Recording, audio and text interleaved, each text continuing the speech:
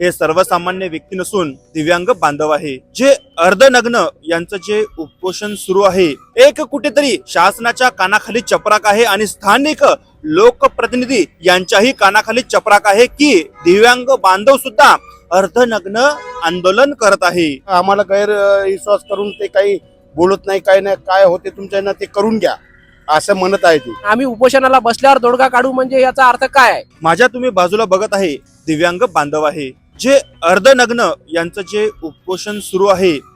एक कुठेतरी शासनाच्या कानाखाली चपराक आहे आणि स्थानिक लोकप्रतिनिधी यांच्याही कानाखाली चपराक आहे की दिव्यांग बांधव सुद्धा अर्धनग्न आंदोलन करत आहे. आता यांचं असं म्हणणं आहे, आपण मांग जे पूर्ण साखळी उपोषण बघत आहे त्यामध्ये त्यांची जे मागण्या आहे त्यामध्ये असं आहे की यांना जो निधी ग्रामपंचायत मार्फत मिळायला पाहिजे होता तो यांना मिळालेला नाही आणि म्हणूनच शेकडो वेळा पत्रव्यवहार, परंतु त्यामधून काहीही साध्य झालेले नाही. कंटाळलेले जे दिव्यांग बांधव आहे आज त्यांना अर्धनग्न आंदोलनाचा उपोषणाचा पावित्रा हाती घ्यावा लागला. संपूर्ण बाब संपूर्णची त्यांची मागणी आहे त्यांच्याच मार्फत जाणून घेऊ. काका तुमचं नाव सांगा. कैलास हरी जाधव, तुम्ही कुठलचे रहिवासी आहात? माणिकडो.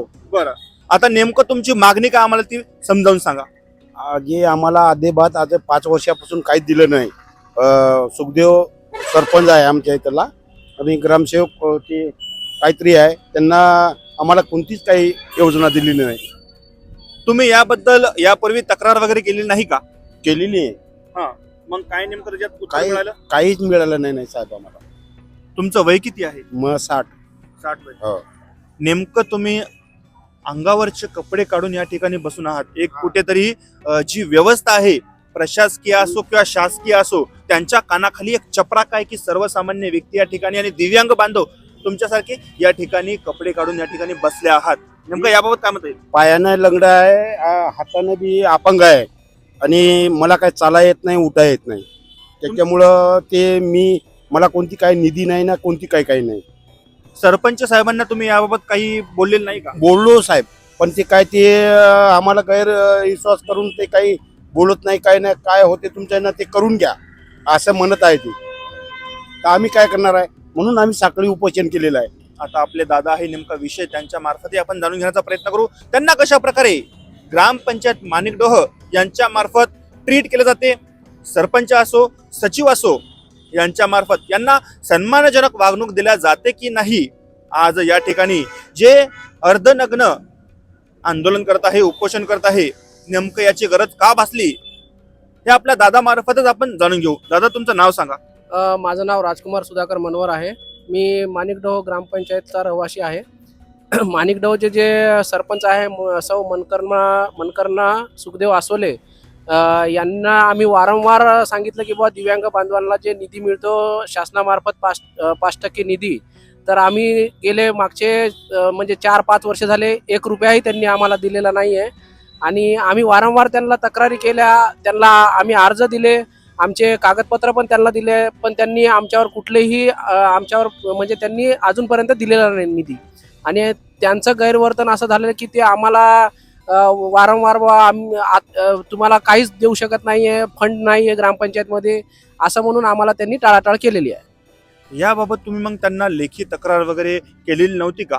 आपण लेखी तक्रार दिलेली आहे त्यांना, याच्या आधी पण दिलेली आहे.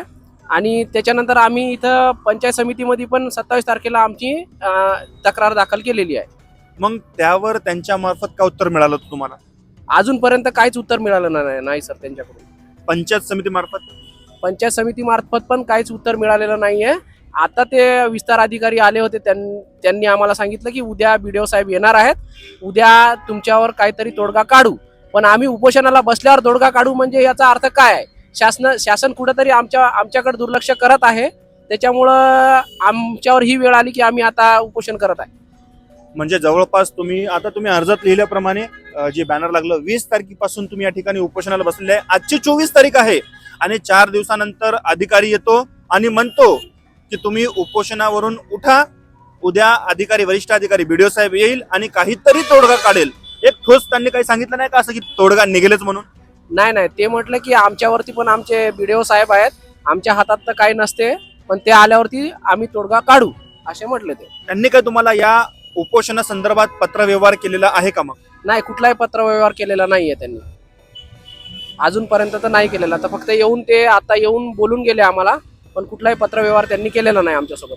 एकीकडे आपण बघत आहे शासनामार्फत कोट्यावधी रुपये दिव्यांगासाठी त्यांना दिले जातात, परंतु हे जे प्रशासकीय सेवेतले अधिकारी आहे तो निधी त्या गरजू व्यक्तीपर्यंत पोहोचूच देत नाही आणि परिणामी काय होते तर जे लाभार्थी दिव्यांग बांधव आहे यांना तो निधी मिळतच नाही. आता बहुतांशी ठिकाणी असंही होते की दिव्यांग लाभार्थ्यांना तो निधी मिळाला पाहिजे परंतु मिळतो हा दुसऱ्यांनाच. तशा प्रकारचं काही प्रकरण तुमच्या माणिकडोह मध्ये वगैरे आहे का मग? बहुतांशी झाला असेल साहेब, पण आम्हाला काय माहित नाहीये. पण असा प्रकार घडू शकतो, कारण कसं आहे की बऱ्याच ठिकाणी असे प्रकार घडत आलेले आहे. आम्ही आता उघड केलं म्हणून हे दिसत आहे की आता बुवा येत आहेत प्रकरण, पण अजूनपर्यंत त्यांनी आम्हाला म्हणजे काहीच माहिती होऊ दिलेलं नाहीये. पण झालेलं आहे असं मला माहित आहे, झालेलं आहे. तुम्ही उपोषणाला बसलात तर तुम्ही सर्वसामान्य व्यक्तींप्रमाणे बसू शकले असता, परंतु तुम्ही अर्धनग्न बसलात, तर त्याचं नेमकं कारण काय? हा पवित्र तुम्ही हात का अंगीकारला? सर, मागच्या 5-6 वर्षापासून यांनी आम्हाला टाळाटाळ केली. निधी असून पण त्यांनी निधी दिला नाही आम्हाला.